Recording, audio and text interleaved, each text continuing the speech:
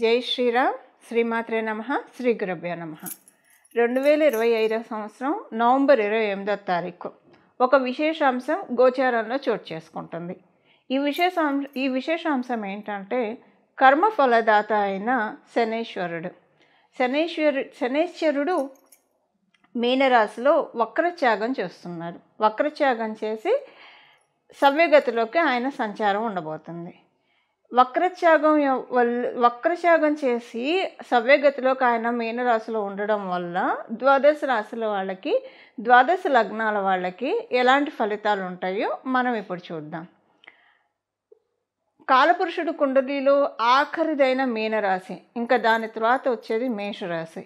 So ఈ 12వ స్థానంలో శనేశ్వరుడు వక్రగతి కావచ్చు, శనేశ్వరుడు సవ్యగతి కావచ్చు. ఈ రెండూ కూడా చాలా మేజర్ రోల్ ప్లే చేస్తాయి ద్వాదశ రాశుల వాళ్ళకి, ద్వాదశ లగ్నాల వాళ్ళకి. ఈ ముఖ్య భూమిక ఏంటి, ఏ విషయాల్లో బాగుంటుంది, ఏదన్నా విషయాల్లో జాగ్రత్తల్ని సూచిస్తుందా, ఇవన్నీ కూడా మనం ఇప్పుడు ఒకసారి తెలుసుకుందాము. ద్వాదశ రాశుల వాళ్ళకి, ద్వాదశ లగ్నాల వాళ్ళకి యూనిక్గా అందరికీ, అంటే ద్వాదశ రాశుల వాళ్ళకి, ద్వాదశ లగ్నాల వాళ్ళకి, 27 నక్షత్రాల వాళ్ళకి అందరికీ అప్లికేబుల్ అయ్యే పాయింట్స్ ఒకసారి మనం ఇప్పుడు చూద్దాం. మీనరాశిలో ఆయన సంచారము సవ్యగతిలోకి వస్తూ ఆయన సంచారము ఒక రకంగా కొన్ని స్తంభించి ఉన్న పనులు, అంటే ఆయన వక్రగతిలోకి వెళ్ళి కూడా మేలే చేశాడు. ఎందుకంటే వక్రగతి కుంభరాశి వైపు కాబట్టి కొన్ని మేలు కూడా జరిగింది. అయితే దాంట్లోనే కొంచెం స్తంభించిపోయిన అంశాలు కూడా ఉన్నాయి. ఇప్పుడు మీ రాశి వాళ్ళకి, ద్వాదశ రాశుల వాళ్ళకి, ప్రతి ఒక్కరికేనండి ఈ గడిచిన శనీశ్వరుడు వక్రగతిలో ఉన్నప్పుడు ఏ విషయాల్లో అయితే స్తంభించినట్టు అనిపించడం. ఇప్పుడు కొన్నిసార్లు ఆర్థిక విషయాల్లో స్తంభించినట్టు అనిపించవచ్చు, లేదా కొన్నిసార్లు విదేశాలు వెళ్ళాలని ప్రయత్నం చేస్తుంటే అక్కడ స్తంభన, ఇలాగ రకరకాల ఏదో ఒక విషయంలో ఏదన్నా పని అనుకుంటే జరగకపోవడం, అలాంటిది ఏదన్నా జరగడము, అది ఇప్పుడు వక్రత్యాగం వల్ల ఈ స్తంభించిన విషయాలన్నీ కూడా అన్ఫ్రీజ్ అవుతాయి. ఫ్రీజ్ అయ్యి ఉన్న విషయాలన్నీ కూడా అన్ఫ్రీజ్ అవుతాయి. అన్ఫ్రీజ్ అయ్యి కాస్త కొంచెం ఒక వెసులుబాటు, కొంత మూమెంట్ వస్తుంది. అయితే శనీశ్వరుడు వక్రగతి లబ్ధి కూడా చేకూర్చింది. ఎందుకంటే కుంభరాశి కాబట్టి కొంతమందికి మనం చూసుకుంటే అంతకు ముందుతో కంపేర్ చేస్తే ఫైనాన్షియల్గా పురోభివృద్ధి కూడా డెఫినెట్గా చూసే ఉంటారు. అది ఏ రాశి వాళ్ళు చూసి ఉంటారు అనేది మీ రాశికి వచ్చినప్పుడు మనం మాట్లాడుకుందాం. ఇప్పుడు ఏంటంటే ఆయన వక్రగతిలో ఉన్నప్పుడు ఏవేవైతే మైనస్ ఉన్నాయో అవి సవ్యగతిలోకి వచ్చినప్పుడు ప్లస్ అవుతాయి. సింపుల్గా చెప్పాలంటే వక్రగతిలో ఉన్నప్పుడు ఏదైనా విషయంలో మైనస్ అవి ఉంటే అవి ఇప్పుడు ప్లస్ అవుతాయి. ఒక్కొక్క రాశి వాళ్ళకి, ఒక్కొక్క లగ్నం వాళ్ళకి ఏ విషయాల్లో మైనస్లు అయినాయి, ఇప్పుడు వాటిల్లో ఏవి ప్లస్గా టర్న్ అవ్వబోతున్నాయి. అలాగే మీనరాశిలో సవ్యగతిలో శనీశ్వరుడు సంచారం ఏదైనా శుభాంశనిస్తున్నా, జాగ్రత్తలను సూచిస్తున్నా, వీటికి చేసుకోవాల్సిన పరిహారము అవన్నీ కూడా ఇప్పుడు మనం తెలుసుకోవడానికి తెలుసుకుందాము. వృశ్చిక రాశి, వృశ్చిక లగ్నంలో పుట్టిన వాళ్ళ ఫలితాలు.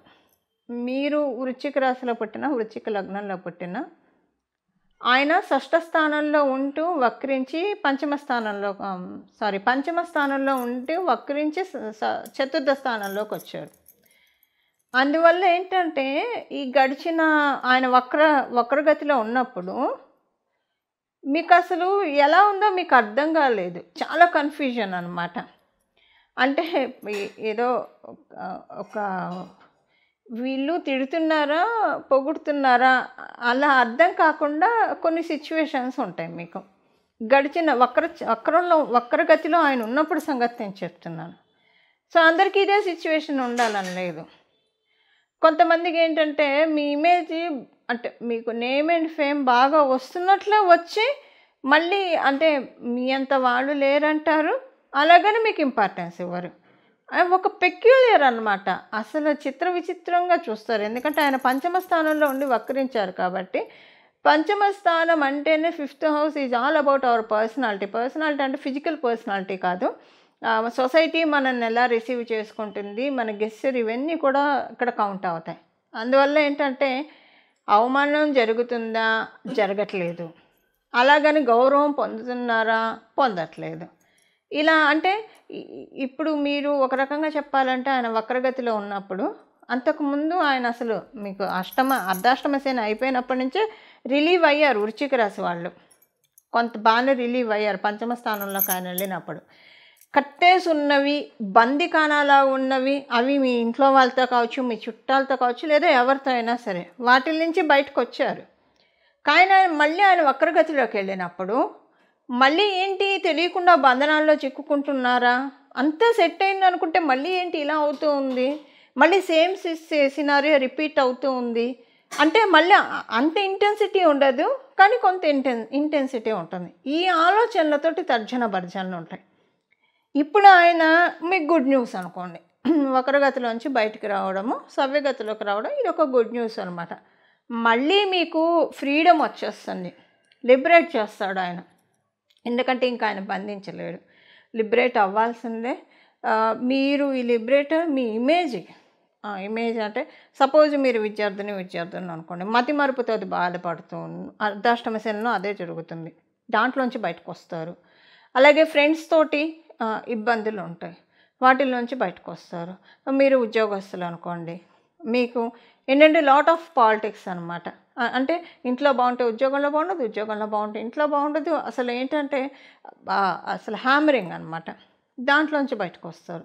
మీరు వ్యాపారస్తులు అయితే వ్యాపారస్తులకు కూడా అంతే, మిమ్మల్ని టార్గెట్ చేయని వాళ్ళు ఉంటూ ఉండరు. అంటే మీ వరకు వచ్చేప్పటికీ వానపాము కూడా తాచుపాము అయిందా అన్నట్లు సిచ్యువేషన్స్ ఆయన అర్ధాష్టమ శనిలో ఉన్నప్పుడు. ఇప్పుడు వాటిల నుంచి బయటకు వస్తారు. అవతల వాళ్ళు పాము అయితే మీరు ముంగీస. ఇప్పుడు అలాంటి సిచ్యువేషన్స్ మీకు వస్తాయి, ఎందుకంటే ఆయన మీనరాశిలో ఉన్నాడు కాబట్టి, సవ్యగతిలోకి వచ్చాడు కాబట్టి. సో ఏంటంటే ఇమేజ్ ఎప్పుడైనా ఆ 5th హౌస్ మీ కోరికలు తీరే టైం. ఇప్పుడు మీ కోరికలు మీరు ఒక ప్రోగ్రెసివ్ మోడ్లోకి వెళ్ళాలనుకున్నారు అనుకోండి, ప్రోగ్రెసివ్ మోడ్లోకి. అప్పుడు మీ సిచ్యువేషన్స్ వల్ల అయినా మీరు డామినేట్ అయ్యి ఉండొచ్చు. కొన్ని సిచ్యువేషన్స్ అనుకూలంగా లేవు, ఇప్పుడు వద్దులే అని అనుకొని మిమ్మల్ని మీరు సప్రెస్ చేసుకొని ఉండొచ్చు. వ్యక్తుల వల్ల మీరు డామినేట్ అయ్యి ఉండొచ్చు. సో సిచ్యువేషన్లు పామైనా, వ్యక్తులు పాములైనా ఇప్పుడు మీరు ముంగీస్ అవుతారు. అంటే నా ఉద్దేశం వాటిని సంహరించేస్తారు, కట్ చేసి ఫైట్ చేసి మీకు కావాల్సినవి మీరు తెచ్చుకుంటారు. అదే శని మహారాజు సవ్యగతిలోకి వస్తూ మీకు ఇస్తున్నాడు అనమాట. అర్ధాష్టమ శనిలో ఆయన మీకు మొక్క తిప్పులు పెట్టాడు. వక్రగతిలో అంతా పెట్టలేదు కానివ్వండి, కొంత అయితే చూశారు డెఫినెట్గా. అలా అంటే అర్ధాష్టమ శనిలో చూసిన కైండ్ ఆఫ్ ఎఫెక్ట్స్ 30% అయితే చూశారు. ఇప్పుడు ఇంకా ప్రశాంతంగా ఊపిరి పీల్చుకోండి, ప్రశాంతంగా ఉంటుంది ఇప్పుడు మీకు. ఇంకంతా కూడా మీరు ఆనందపడే విషయాలు చాలా జరుగుతాయి, అవమానాల నుంచి బయటకు వచ్చేస్తారు. సో చాలామందికి ఏంటంటే ఒక ఆదర్శప్రాయంగా కూడా ఉంటారు. మీరు దేని గురించి అయితే హార్డ్ వర్క్ చేస్తున్నారు అవన్నీ జరుగుతాయి. ఇప్పుడు 1 by 1 అవడం అంటే మనం హార్డ్ వర్క్ చేసినవి అవుతూ ఉంటే మనకి సంతోషంగా ఉంటుంది. సో మీరు చేసే హార్డ్ వర్క్ ఇప్పుడు పేస్ ఆఫ్ అవుతుంది మీకు. అది అవి మీకు సంతోషకరమైన సిచ్యువేషన్స్ చూస్తారు. సంతానం కోసం ప్రయత్నిస్తూ ఉంటే ఇప్పుడు సంతానం కోసం ప్రయత్నించడానికి కూడా మంచి సమయం లేకుండా అవుతుంది. ఇవి వృశ్చిక రాశి, వృశ్చిక లగ్నంలో పుట్టిన వాళ్ళకి శనీశ్వరుడు సవ్యగతి సంచారం ఫలితాలు. ఇప్పుడు పరిహారం మనం చూద్దాం. శనీశ్వరుడు సవ్యగతిలోకి వచ్చినప్పుడు చేసుకోవాల్సిన పరిహారం, ద్వాదశ రాశుల వాళ్ళు, ద్వాదశ లగ్నాల వాళ్ళు, వీళ్ళందరూ కూడా చేసుకోవాల్సిన పరిహారం ఇప్పుడు మనం చూద్దాం. ప్రతిరోజు కూడా ఇక్కడి నుంచి మొదలుకొని ఇదేంటంటే ఒక చాలా మంచి టైం అని మనం భావించాలి. ఇంకా ఆయన మేషరాశికి వెళ్ళే లోపల మీనరాశిలో ఉన్న ఈ పీరియడ్ ఏదైతే ఉందో ఈ పీరియడ్ని సద్వినియోగం చేసుకోవాలి. దేనికి సద్వినియోగం చేసుకోవాలి? మామూలుగానే 12వ స్థానం అంటే జ్యోతిష శాస్త్రం మోక్ష స్థానం అని చెప్తుంది. అంటే మోక్షం ఎప్పుడు వస్తుంది? మోక్షం అంటే మన కష్టాల నుంచి బయటపడటం కూడా మోక్షంగానే మోక్షమే అవుతుంది. దేనికైతే మనం ఇబ్బంది పడుతూ ఉన్నామో వాటిల నుంచి మనల్ని ముక్తి కలిగించే రాశి మీనరాశి. మనం జనన మరణ చట్రం నుంచి కూడా బంధ విముక్తులు అవ్వాలంటే మీనరాశినే మనం చూస్తాం. అంటే సహజ కాలపురుషుడు కుండలిలో 12వ రాశి అయింది కాబట్టి.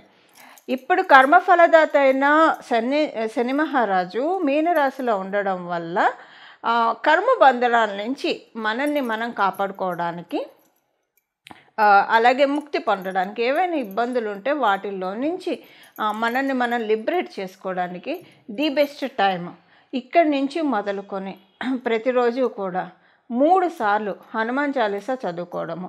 అసలు ఎప్పుడు కూడా హనుమాన్ చాలీసా చదువుకుంటే చాలా మంచిది. కానీ ఇప్పుడున్న ఈ సిచ్యువేషన్, శనైశ్వరుడు మీనరాశిలో ఉన్నాడు కాబట్టి సవ్యగతిలో మళ్ళీ ఆయన మీనరాశిలో ఉన్నప్పుడే మనకి ఇది బెస్ట్ టైం మనము విముక్తులు అవ్వడానికి, కర్మల నుంచి విముక్తులు అవ్వడానికి చాలా మంచి సమయము. ప్రతిరోజు కూడా 3 సార్లు హనుమాన్ చాలీసా చదువుకోవడము. త్రిసంధ్యలలో ఉదయము, మధ్యాహ్నము, సాయంత్రము. అలా కుదరదు, అందరికీ ఆఫీసులకు వెళ్ళే వాళ్ళు ఉంటారు, వ్యాపారస్తులు ఉంటారు, ఎవరి పనుల్లో వాళ్ళు ఉంటారు. అలాంటప్పుడు ఉదయాన్నే లేవగానే స్నానం చేసిన తర్వాత 3 సార్లు హనుమాన్ చాలీసా చదువుకుంటే చాలా అంటే చాలా మంచి ఫలితాలను చూస్తారు. అలాగే మీకు కుదిరితే కనుక ఇది 3 సార్లు అయితే కంపల్సరీ, మీకు కుదిరితే చూడండి 9 సార్లు ప్రతిరోజు హనుమాన్ చాలీసా చదువుకోవడానికి ప్రయత్నించండి. మనకున్నవి 9 గ్రహాలు.